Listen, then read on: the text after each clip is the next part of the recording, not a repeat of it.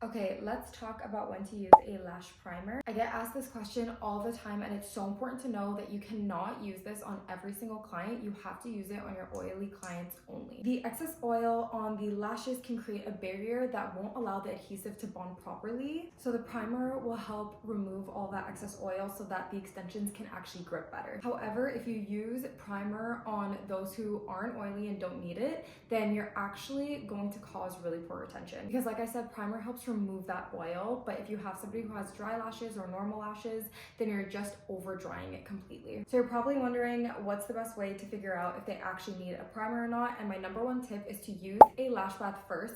Sometimes they're just oily because they just had a super long day and there's just a lot of buildup. So using a lash bath to completely clean the lashes is super helpful. And if you notice that the lashes are still very oily and the lashes just aren't sticking and there's a little bit of this sheen, then you know that it's likely the oil, and that's when you know that you can go in with the primer. But generally a lash bath really just helps. I very rarely ever have to use primer because I just do a lash bath first, and that usually just works. So again, just be sure to do a lash bath first, then you can go in with the primer if you notice that it's still not sticking. And if you want to learn lashes, we have an amazing course with the link in our bio. But if you just need some help and if you just need some tips, we post a bunch of educational lash videos, or you can even just DM us because we're here to help.